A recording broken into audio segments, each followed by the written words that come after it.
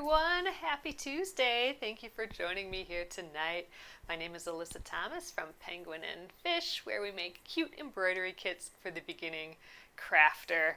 So tonight, you guys, we are continuing on the Stitch'n Hedgie drawstring bag. So this is a cute drawstring bag. It is the embroidery of the month this month, and last night we stitched his little hairs. So thanks again, guys, for joining me. I am here every weeknight at 8:30 p.m. Central Time. That's 9:30 Eastern and 6:30 Pacific. And this is a time that we can relax and craft together for about an hour here. So thank you for joining me again. We're doing the embroidery of the month, the Stitch'n Hedgie bag. I do still have these bundles available, and that's unusual. Usually we sell out within the first couple days, so this month I made a whole pile more just because I wanted to make sure that everyone who wanted the bag, the bundle, could get the bundle. So thanks again, guys, for everyone who ordered. We're making some more up tomorrow, and we'll be sending those out right away tomorrow. So thanks again. All right, you guys, I'm gonna flip you around. Let's get back stitching this guy. Let's see how far we can get on it tonight. All right, so I have a little show and tell as well tonight. So last night I talked about one of my first embroideries, and here it is. It's under glass here, but it is out of burlap, and I must have been 6. Must have been 6 when I did it because, you know, I put a 6 there, and I tried to put a little reverse 6. My brother has one too, so that makes me think that we did this in, you know, elementary school art class or something, but it's on burlap and yarn, and it's a little tulip, but my parents had it framed a bajillion years ago, and it got resurrected when they moved, and so now I have it up on my wall for fun. But anyway, I wanted to share that with you guys. One of my first embroideries. All right, you guys. So let's continue with the cute little Stitch'n Hedgie. So we did all of his little spikies last night, and tonight. So here's the instructions. It's from the bundle here. Tonight I want to try and get all of his outline done. So we'll do all of the outline. Maybe we'll try and get the face going to, I don't know, maybe we'll get as far as doing this. But I am kind of focusing on that middle motif first for no other reason than I think it's cute and I want to get that part done. I have no rhyme or reason for really choosing that first other than I like it. I am deciding, though, within this character to do the furthest thing back and then working my way forward, because the things in the front are actually physically going to be in the front. Like the stitches, we're going to cross over the stitches that were already there. So for example, we're going to be stitching this outline tonight, and I've decided that this outline, his face is kind of in front of all these little spikes. So we're going to be stitching that outline, and look, it's going to cover up all of these little points that meet the line. So that's why I want to do what's in front after what's in back, so I can keep layering those stitches on top of each other, if that makes sense. So, all right, let's do his outline. That is done with the back stitch, and I'm now taking that darker brown. So there's 2 different browns in the bundle. One is a little bit lighter, and this one's just a hair darker. So you should be able to see that difference there. Oh, Vanessa is saying, I love embroidery week. Me too, for sure. So I'm just scrolling down to see what you guys are saying. Oh, Jennifer says that she has her first embroidery from over 60 years ago. Nice. That's amazing. I love seeing it. I love having it around here. All right, so let's separate our threads again. I'm just isolating that one and shimmying it out. running that through my hand just so it relaxes. And let's grab, grab 2. You can't do 2. It'll get all tangled if you try and do 2. And actually, I think it might got a little tangled there because I pulled on the second one a little bit. All right, let's do that last one. There we go. So this 3 will be ready for later, and we can do this 3, but I'm just realizing we do not have this in the hoop yet, so let's do that. Just matching up my threads while I have them here. Okay.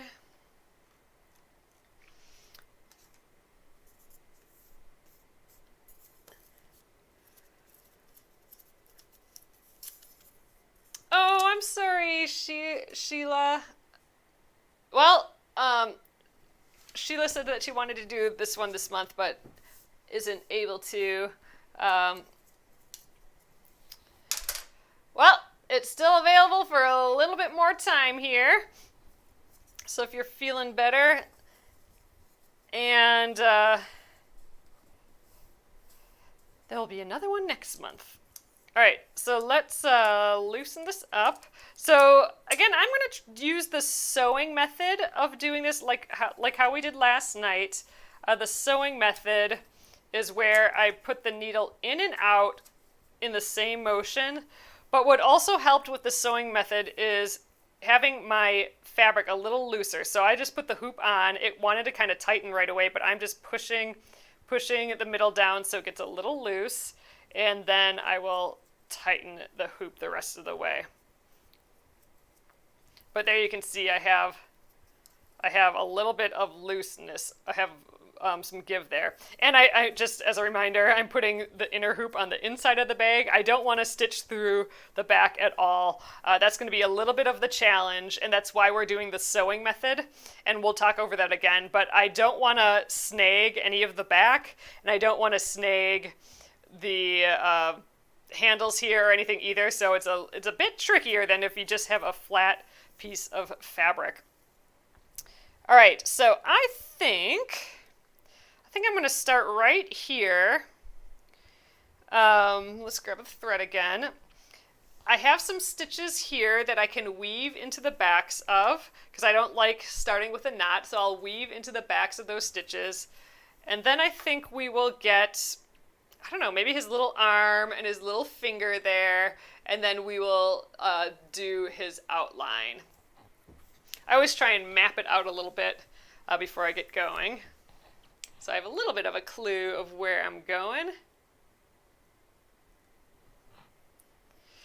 Lydia is asking what size needle I'm using. These are size 5 embroidery needles, so they're a bit thicker than a normal hand stitching needle, and they have a larger eye, which makes it easier to pull thread through. So if you're looking for needles, I do have some in the shop. I have a hoop and needle bundle. Otherwise, they are size 5 embroidery needles. And you want embroidery needles and not cross-stitch needles, because embroidery needles have a sharp point, while cross-stitch needles have a dull or blunted point. And it makes a difference when you're going through fabric. So with they look the same, but one has a sharp point and one has a blunted point. The cross-stitch needle, which has the blunt point, you don't want to pierce, with that Aida cloth that has kind of the holes already in there. You don't want to pierce those with a needle. So that's why they have the blunted point. But with embroidery, you do want to pierce the fabric so it has that sharp point. All right, so I'm going to do that sewing method again, and that's where I go in and out in the same motion. So I can do that with the back stitch too. So in and out in the same motion, and that allows me not to have like big bloops on the back or needles on the back, which is going to minimize my chance of stabbing through the back or getting tangled in the handles here. So that's why I'm using the sewing method versus the stabbing method, which is my usual go-to. All right, I'm gonna just jump to his little fingers here. I think we'll do this in one stitch. So when I have tight curves like this to go around, I tend to make my stitches a bit smaller because I'm trying to basically make something straight, like stitches are all straight. I'm trying to make it look like a curve. So the more little stitches I get in there, the more chances I have to make like that arced shape instead of just like a couple, which might make it look more like diamondy or square. So the more little stitches I can get in here, the better for it looking round. Whereas these straight lines, I tend to make my stitches a little bit bigger.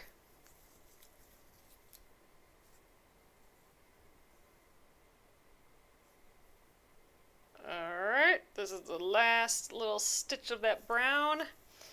Okay, so now I'm going to just kind of jump all the way across here. So these stitches in the back, I mean, this is kind of a big jump to get over here. Okay, I keep taking the needle out because I'm trying to place it a little bit better. There we go. But these will kind of get covered up when we stitch the outline of this. Okay, now we're going around. We got that first little bit done. His little hand there. Now you'll see like these stitches end up being a bit bigger. You can still stitch small stitches, but I like them just a hair bigger. Had a little bloop there, so I'm going to just kind of pull on my thread a little bit, make sure that it's all lined up again. There we go. All right, so I'm just moving, holding the hoop. I'm like rotating it around. It's just so that my left hand can feel the stitches still in the back. So it's just whatever is most comfortable for my left hand is kind of what I'm doing here. So I'm trying to cross over these other stitches. So I'm not going to put my needle right into where one of these stitches from last night are. I'm going to try and cross my needle over them because that will kind of cover up the starting points of all those, and I think that looks nice and clean, and that's what makes it look like this line is in front of all those spikes. So that's kind of what I'm trying to do there.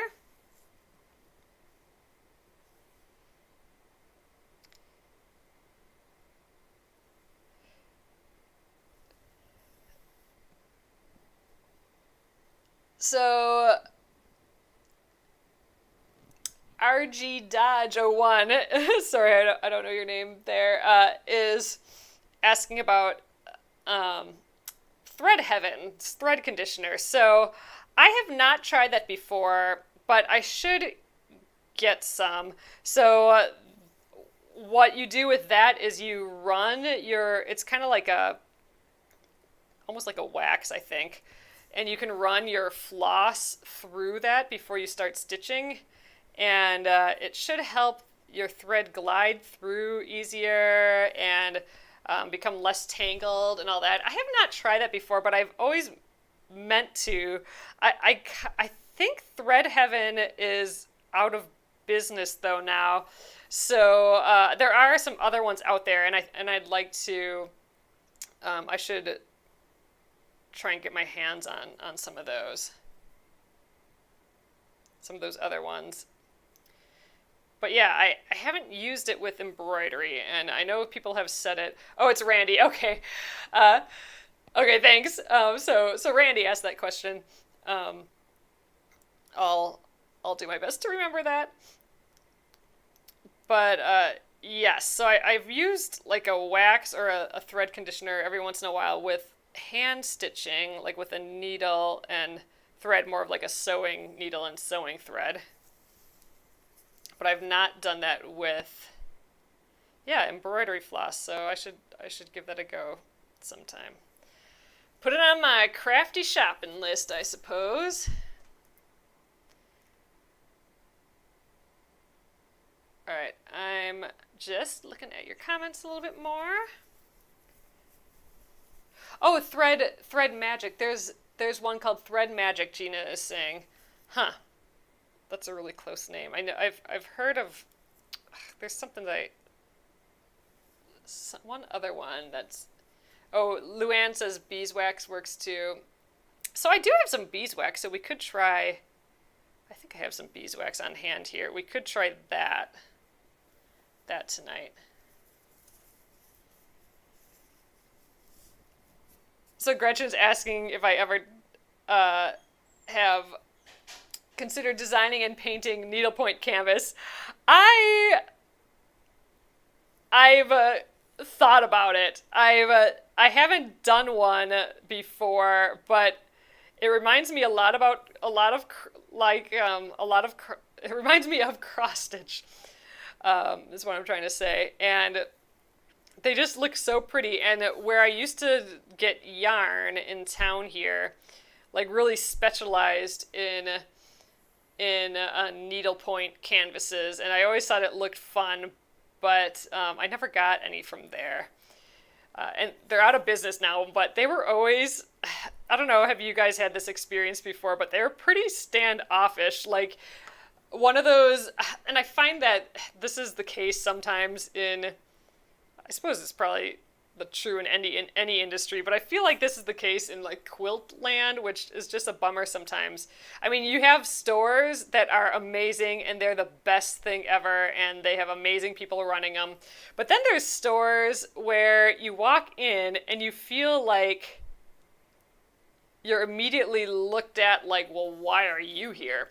And they don't help you and you just feel out of place and I don't know. So that was one of those places like that. But they're actually not in business anymore either. But that was where I could get yarn in close to me. But they did have all that needlepoint stuff, which looked kind of fun. But yeah, let me know if you've had that experience before at a craft store or anything. It's just really such a bummer. I think, oh, hey, Sarah. Sarah says she's new here. I think a lot of, or not a lot, but like some of these places are maybe started by people who love quilting and all that, but they've been doing it as a craft and not as running a store. So I feel like we're just entering their big craft room, and why are we entering their big craft room and bothering them? You know what I mean? So it's kind of a bummer. Oh, Rebecca says, yes, there are many quilt shops that feel standoffish. It's such a shame. But, you know, the ones that aren't like that, I feel like they do well. Or they're just so inviting, you wanna go back there. All right, I'm done with my thread here. I have barely enough to do much left, so I'm working on my last stitch. I'm going to flip it around and weave it in. But I don't know, we got pretty dang far there. It's looking cute, adding more texture. Each little stitch adds more texture to this guy, I think. All right, so let's just weave in the backs of these stitches. Again, I'm weaving in my ends, both the beginning and the ends, so I don't have any knots on the back. With knots on the back, that's where your thread can get caught on, and you know, we already have enough stuff back here for things to get caught on. Let's not add more with knots. All right, so there we go. I have that other piece that we have left over from when we separated the first 3 strands of floss, so I can just thread that. Oh, I'm doing that pinch method of threading. I don't think I showed you guys that here yet. All right, so I am going to use the pinch method. That's just where I pinch the thread. I don't know if you guys can see here, but I pinch the thread, and as I slowly unpinch, right when I can see the thread, like right away, I put the eye of the needle on top of it, and I just kind of push down, and then I keep opening my fingers, and it just kind of comes through, and then I just grab the end there. I think I like doing it that way. I know it's not easy for everyone to thread a needle like that. I think I'm going to try and find some needle threaders that I can put in the shop too. I'm still working on getting supplies for the shop, you guys. It's been tough getting stuff from suppliers lately, but I'm hoping to have fabric and floss and needles and all that stuff in the shop soon.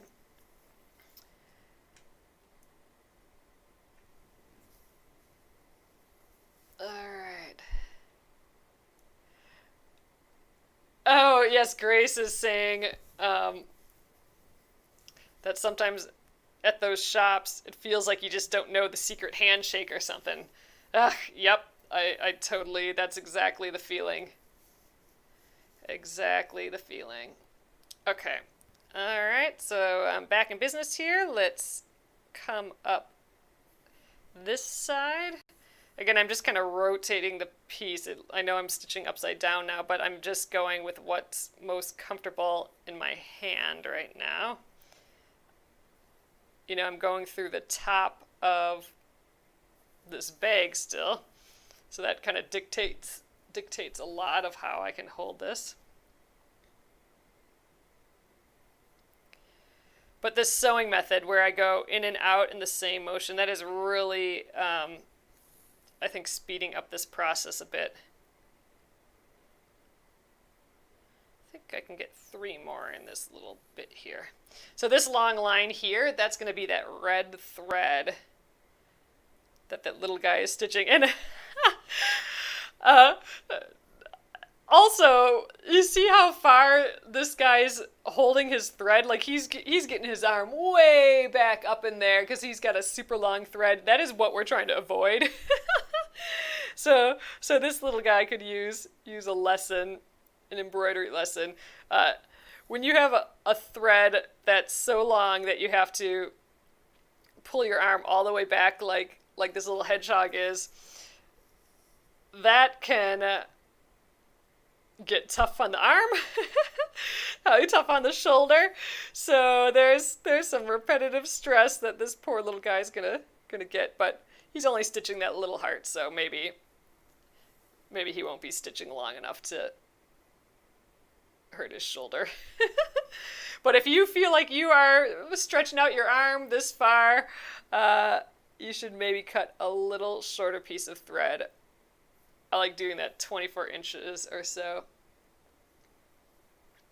Oh, Marlene says, I feel lucky because I have 3 quilt shops the same distance from our house and they are all so awesome. Yes, very, very lucky. That is exciting.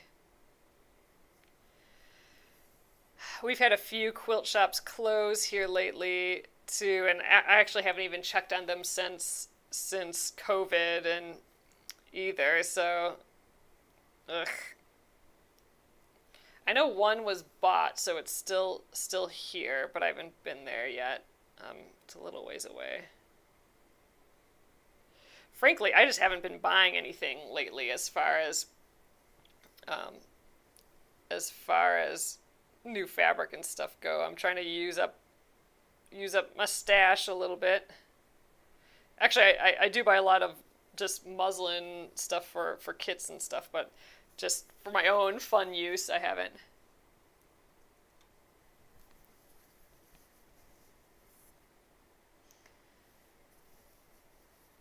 Oh, yeah, so Gretchen's saying, I love this material to do embroidery on because the needle glides through like butter. Yeah, so I like stitching on a wider weave like this. This is an extra kind of open weave. But I like a muslin, working on a muslin that has a little bit more wider open weave than like quilting weight, than like a high quality quilting weight. High quality quilting weight fabric that you use for quilting and that you get at nice quilt shops and all that is beautiful and wonderful, but it's so tightly woven that it can be difficult sometimes to embroider on. So you'll for sure, if you are on some nice quilting weight cotton, you'll for sure want to use less than 6 strands, because 6 strands through and a needle with a big eye, you're going to end up really trying to yank through that fabric, and it's not going to be as fun. So I do like having fabric that's a little more open weave. It's a lot easier to pull the thread through, and that makes it a bajillion times more enjoyable, I think.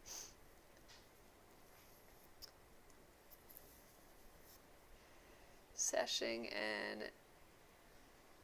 All right, Tracy's asking, maybe we can help her out here. So Tracy's asking, I have a question. I'm making a quilt with a cornerstone sashing. My cornerstone is 2 inches by 2.5. My block is 14.5 squared. Should the sashing be 12.5? Okay, so first of all, okay, so for a cornerstone is, if I'm understanding you right, a cornerstone, that term, okay, well, there's a few terms. So sashing, when you have a quilt block, sashing is basically a frame of the quilt block, but on the inside. It's like an inside border around a block. And a cornerstone is if you have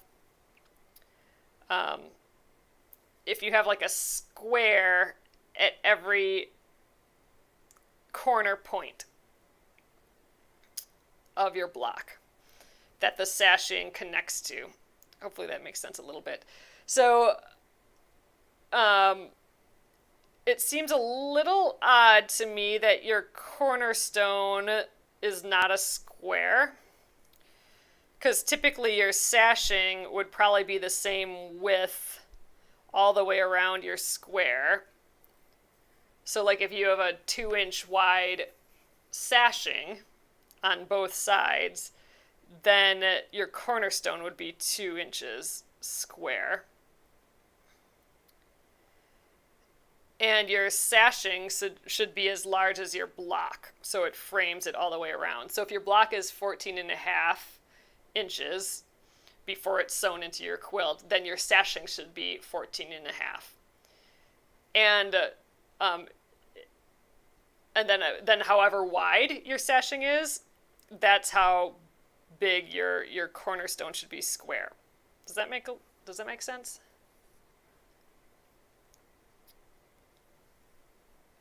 That's if I'm understanding you correctly. Yeah, and feel free to post in the Penguin and Fish Crafters group too, if you wanted to post a photo. Like if I'm not quite understanding, you can throw a photo up. Okay, here, hold on.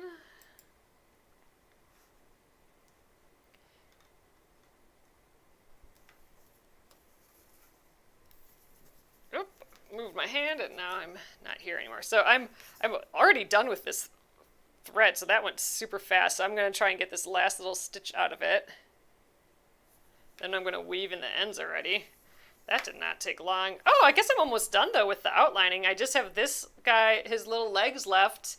I think then we'll jump back up and try and do his little nose and mouth. But I think maybe before we do that, we'll try and get his nose and his tongue, and then we'll come back with the back stitching, I think. All right, and I think we can we can for sure get that done tonight. So first of all, I'm out of thread here, so let's weave in the ends. Back here.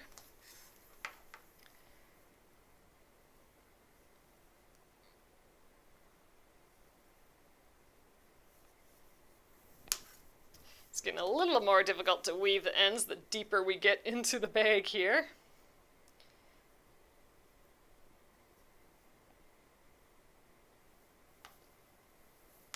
Oops. And here I go. I unthreaded my needle there.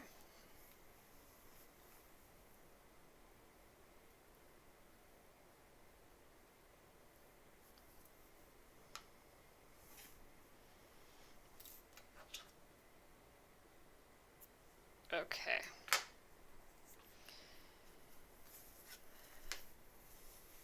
There we are. Let me flip over here for a sec.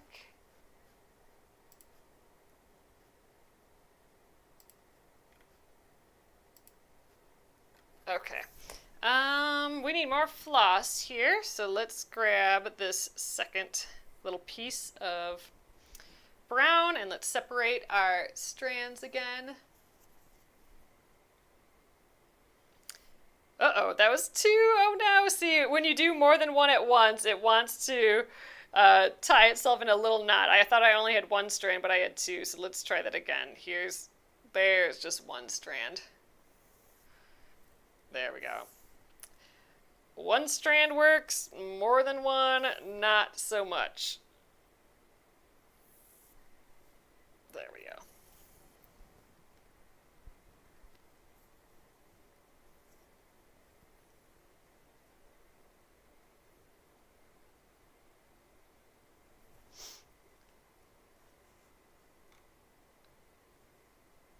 Oh, Linda says, I'm having a great time getting back into this. It's probably been 40 years since I was a teen, and my grandma used to critique me. Oh no! My dad just said tonight that all this makes him miss his mom. Oh, that's sad. I'm so happy you're getting back into it, Lynn, though. Hopefully, hopefully I don't, there won't be any critical critique here unless you ask for it. All right, let's weave in the end here again. Oh, thanks, Edith. Edith says she loves the hedgehog picture. I am having a fun time stitching him tonight. Oh shoot, I pulled the thread all the way out there. Let's try that again. Weaving this in the back and forth 3 times.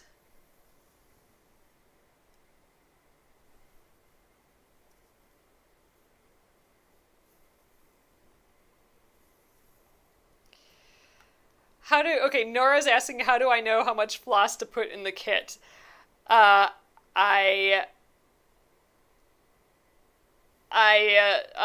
We track it. So I stitch one up and I measure the thread every time I measure the thread every time I cut a new piece of thread. And then I usually double or triple the amount that I used. So I know that everyone stitches a little bit differently, and if someone uses all 6 strands instead of just the 3 like I'm using, then there's enough for them as well. So I I diligently track it as I make samples up. So I'm measuring the whole time. Then adding a bunch more than what's actually needed. So so no one runs out. But that's how I do it. I measure and count as I go.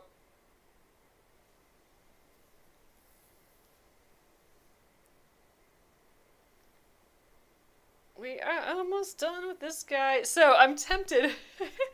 So his eyes are stitched with black thread and his little feet are stitched with black thread. I'm almost tempted not to stitch them because they're already printed in black.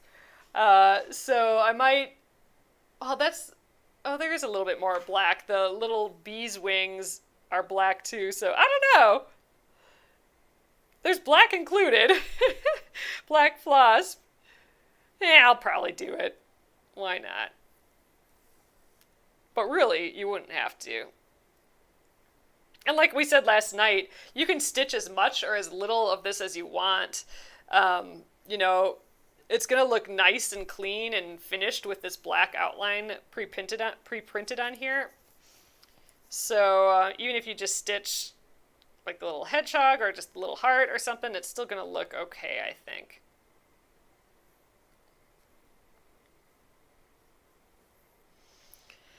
Oh, Nolene's asking how many hours stitching do I do a week? I almost only make stuff when I'm here with you guys.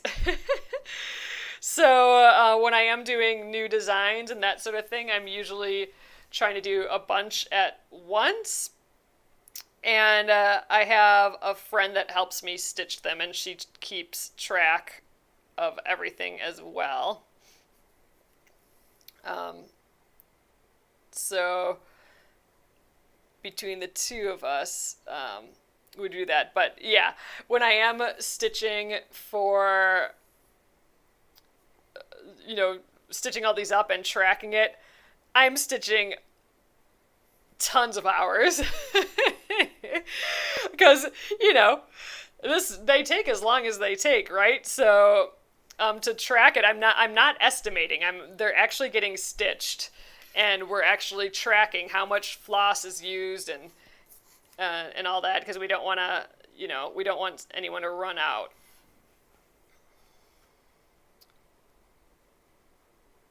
So we do actually test these, and sometimes I adjust the pattern if we, like a different stitch better, and so there's a lot that happens with those when we stitch something. All right. So I don't think there was enough thread really here to do this outline, so it's a good moment to switch things up if we want to. And I think I do. I think I want to try and stitch his nose. We'll do his nose and tongue. I really want to get him done, so we'll do his nose and tongue, and then come back and do the rest of his face there. And then I think we'll come back and do the little black eyes and the little black toes there too. But let's start with the nose. So this is going to be a new stitch tonight for us. It is the nose right there. It's the pink color, and it is a satin stitch. And a satin stitch here, that's where you go from one end to the other, and then you come back to your first side, and you just keep going up and down like that. So we will give that a go. Look at this big bunch of thread here.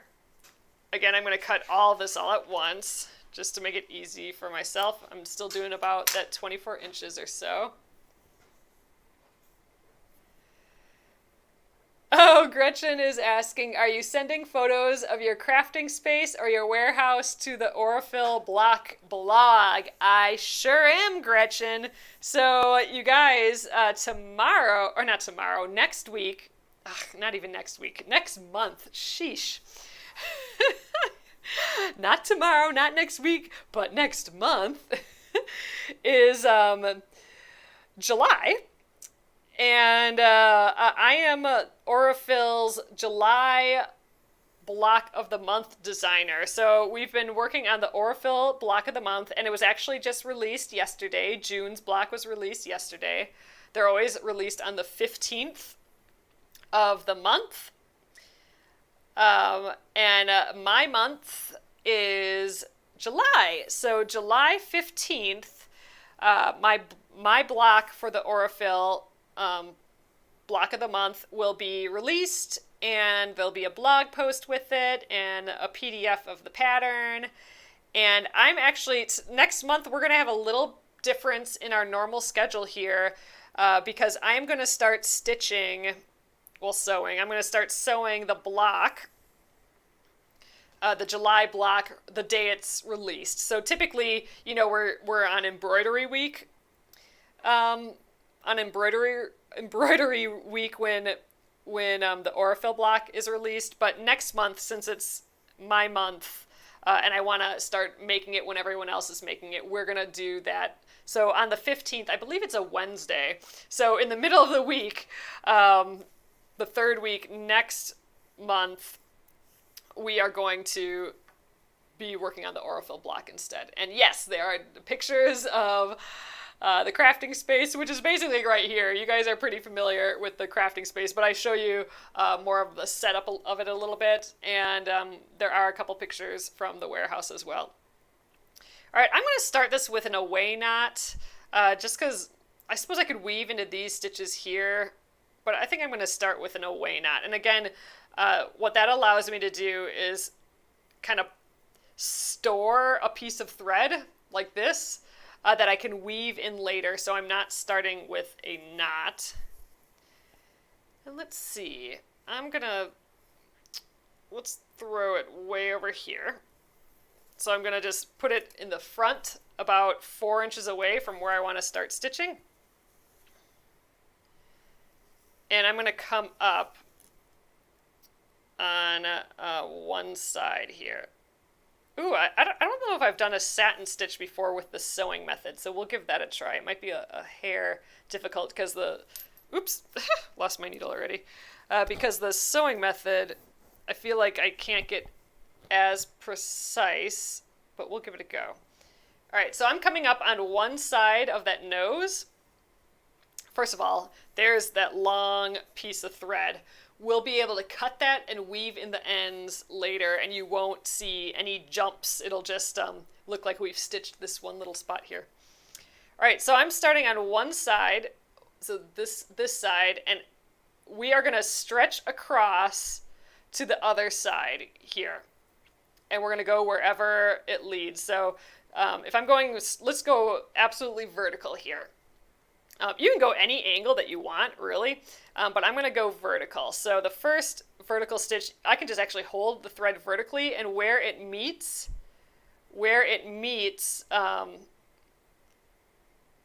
the line here, that's where I'm going to put my needle. So right there. And actually, I'll do the stabbing method a little bit just to show you guys. So stabbing method is when I come all the way through with my needle before coming back up. But there we go. That's our first stitch. We're going to come back up to the starting point, but just like a thread, just a hair over. So just literally like a thread or two of the fabric here. We're just basically scooching over just a little. And I'm going to come straight down again. If I put this vertical, straight down is all the way down here. I'm going to try and go a little bit on the outside of this line too, just so I can't see the line.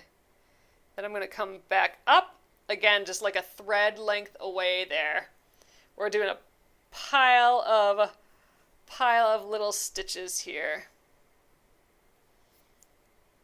Okay, directly across. So I am using that sewing method now to try and do this, and it seems to be working fine.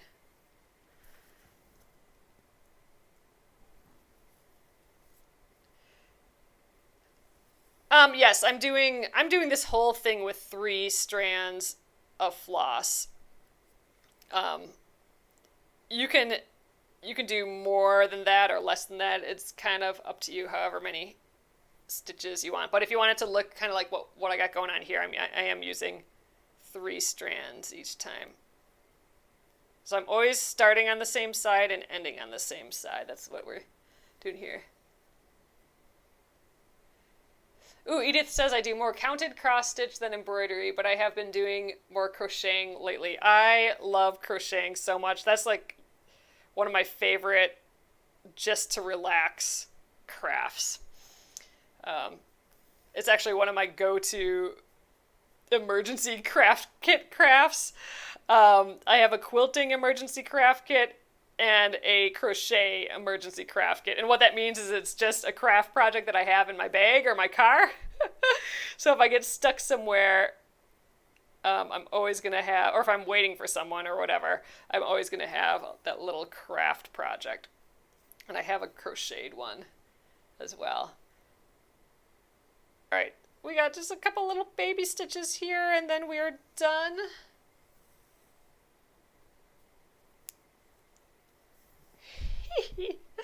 This little nose. I think we'll do one more stitch just to try and get that itty bitty point there.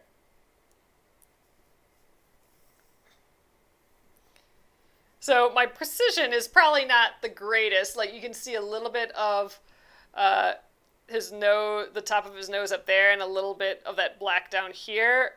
But I think that just comes basically from this sewing method. I could probably get a little bit more precise. I think I might outline it actually. I don't normally do this with satin stitching, but maybe I should just leave it. Yeah, let's try it. Let's give it a little outline too. So I'm hoping to try and hide some of these errors a little bit by outlining it, but then it's going to give it a whole different look, like it's going to have this outlined look, but why not? Let's give it a try.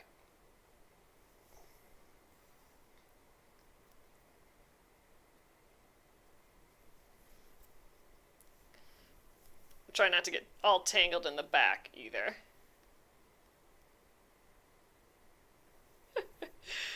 Not sure this is a good idea, but it doesn't matter. It's just going to be the look of him.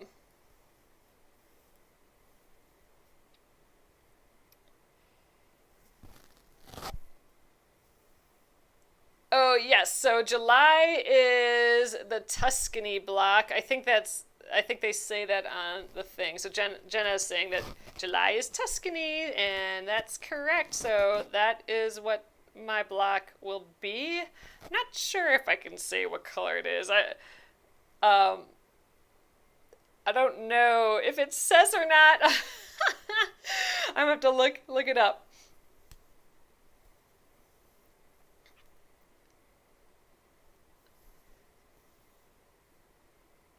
Alright, so I think we'll leave it at that. So we have a little outline to him.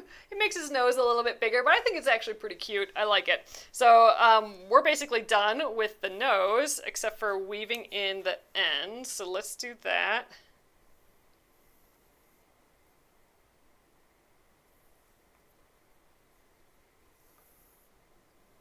Alright, 3.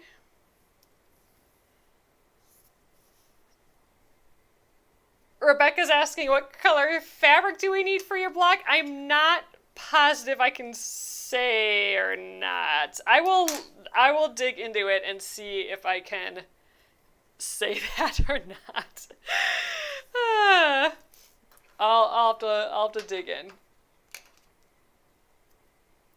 All right. So now I'm trimming that little knot that we made off. That's that little away knot. And that's going to release our kind of thread that we have on reserve here. So now I can weave in that end too. I did not get to pick Gretchen. So the town and the place and the colors were a surprise for me. I kind of gotta say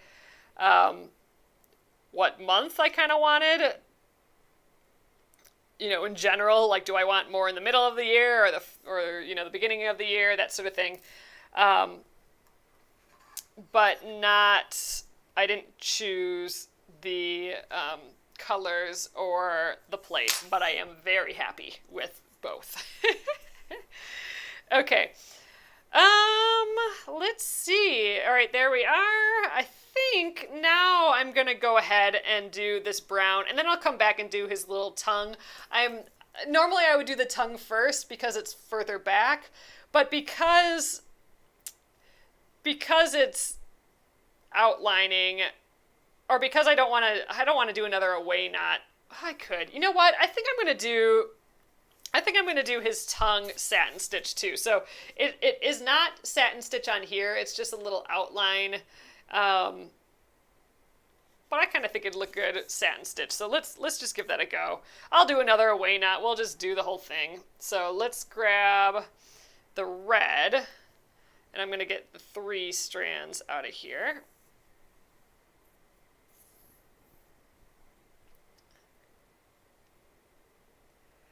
Oh, cool. That's awesome. So Colleen says, I bought a hedgehog of mine at Joann's today to enclose with this bag for a birthday girl to stitch. Oh, that's so sweet. I do have another. It's actually the hedgehog that's behind me on the quilt. On the quilt that's hanging behind me that you'll see when I flip the camera around again. That hedgehog, I have that, but like a normal size. I have that kit over at Joann's. Oh, that's awesome. That's going to be such a sweet gift. I love it.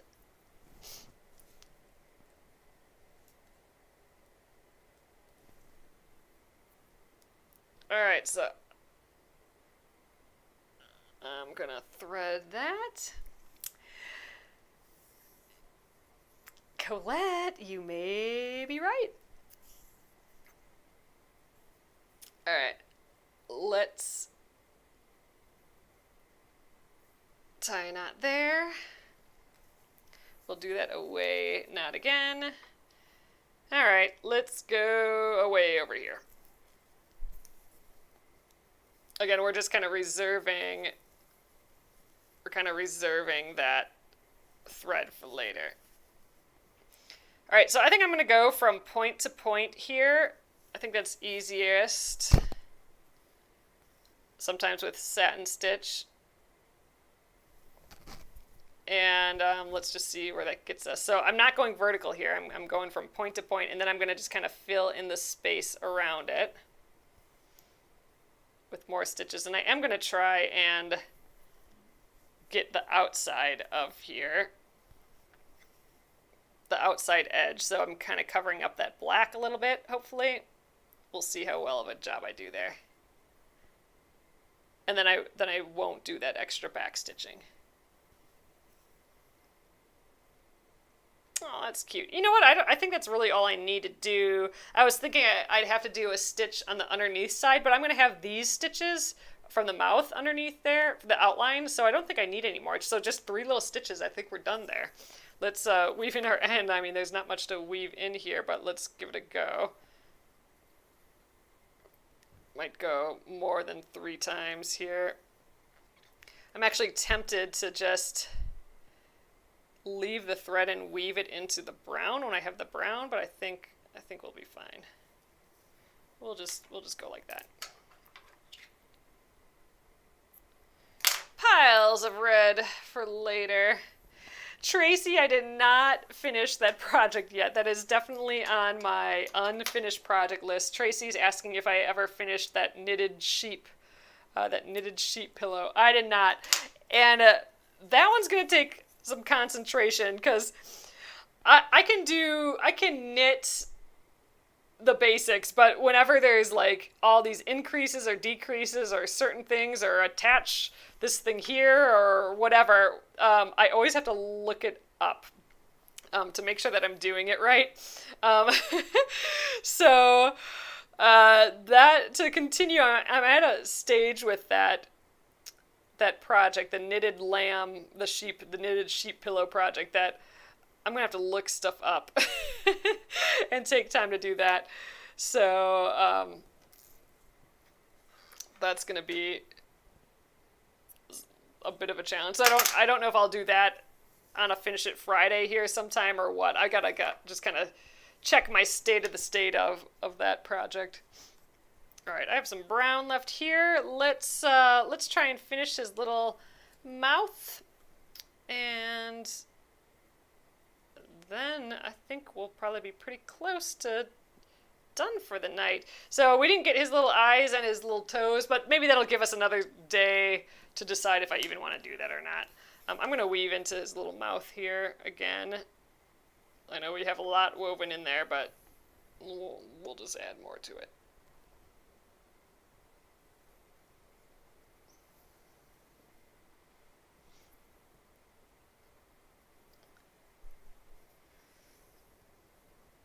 All right, let's, you know what, I think we're pretty good there. I think we're attached. So let's give this a go.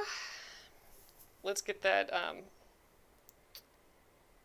sewing method going again here.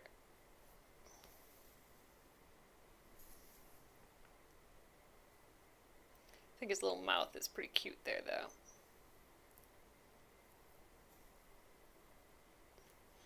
Ugh, there's so much thread back there that I think I'm going to have to do the stabbing method. So there we go. Let's pop up right here.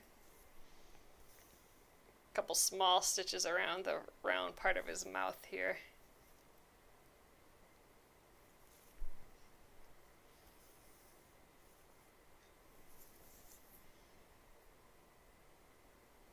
All right, now we can get up to the top there. Cute.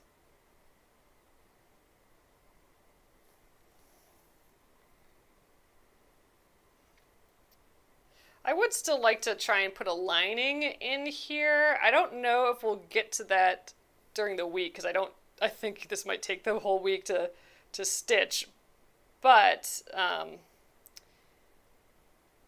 we'll have to maybe on Saturday or something. I don't know yet for sure, but we'll see. Maybe I can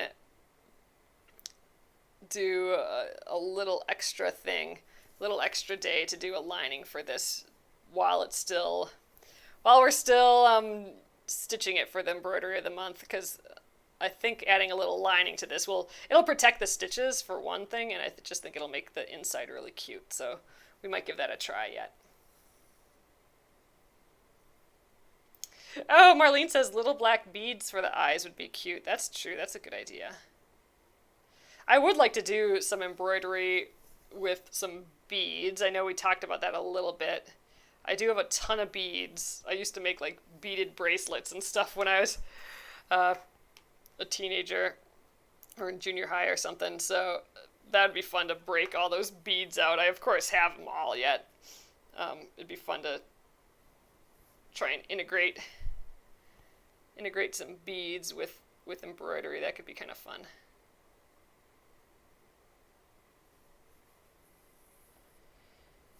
All right, I think that's that. All right, let's see what we got here. We actually have a little bit of time left. I think I might prep for tomorrow. I think let's do his embroidery here, and then we'll do the inside of the embroidery and the little stitching last. And this little part, oh no, this is I was thinking this is black too, his little needle here, but that's blue. So we'll add his little blue needle. All right, I think that's that. So let's do this next. And so he has a little yellow there. That's kind of the embroidery hoop. And then his fabric on the outside is that blue. So I think let's start with that yellow, and then we'll do the blue here. So I think we have time to prep our yellow, and maybe I think we weave into the backs of these stitches here, and then we can give that yellow a start. But I'll just prep it and weave it in tonight, and then we'll be all super set to go tomorrow, and we will crank through the rest of him for sure. And then I'm thinking we kind of keep going down here. I think we do the Craft a Happy Life banner next. I think that'd be kind of fun. And then we'll start doing these. But I think there's all these French knots everywhere. I think we'll actually end up doing those last, just because I think those will get kind of caught everywhere as we go. Maybe we'll do these French knots as we do the flower and the leaves here, but then come back and do these maybe. I'm not quite sure. Typically I like leaving French knots if I can, just because it's another kind of like raised knot that our thread is going to have a chance to, our floss is going to have a chance to like hook itself onto by accident, and I'd like to avoid the potential for that. So I like doing knots last, but sometimes it makes more sense just to do them as we go.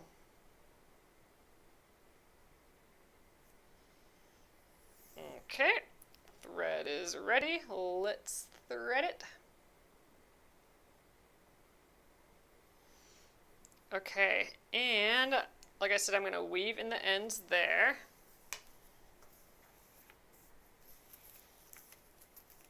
Looks like I haven't stabbed the back of my fabric at all yet. That's a good sign.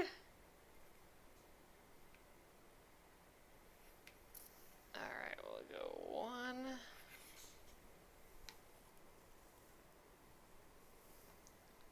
2. Third time's the charm. Gonna try and get as many stitches as I can there. Maybe even come down here a little bit. Gosh, I'm tempted just to start, but we are a little bit over, so I'm going to just bring up the needle at the beginning of this, and we will have our place all ready to go for tomorrow. At some point, you just have to stop, I suppose. But it's always, I love leaving craft projects. It can be a little stressful doing this, but it's good. But leaving craft projects like in progress, like, you know, I could have waited to do this, but having it in progress like this is going to make it so much easier to pick it up and work on it tomorrow. And I think I'll just leave it in the hoop overnight. I don't want to leave it in the hoop forever, but we'll leave it overnight for now. And I think we'll call it there. Let's throw the needle in there. And all right, you guys, I'm going to flip you around. We'll call it an evening. Oop, sorry. There's my light for you guys. There we go. All right, so thank you guys again for joining me. Here we are. Here's our progress tonight. He's looking awfully cute. I like the little pink nosy in there. It was fun to get that far with it, I think, tonight. So, yep, tomorrow we'll get going on there. I think tomorrow we'll be able to do this whole part, his whole embroidery, and I'm hoping a whole lot of this banner. So I'm hoping we have the feeling that we got a lot done tomorrow. This is kind of a bigger embroidery. I don't know if we'll actually finish the whole thing by the end of the week, but we'll have gone through all the stitches and done all the parts for sure. All the little, you know, the parts of it. We might not finish the whole thing. So anyway, thank you again, guys. The bundle is still available if you'd like one of these bags for your own to stitch on. It's over at penguinandfish.com in the Embroidery of the Month section, and I do have a quick link below here too if you like that. And it's available as a printable download as well if you didn't want to get the bundle, but you still want to stitch it. So check that out. And I will see you guys tomorrow. Thanks so much for joining me again here tonight. Thanks for chatting. Good night.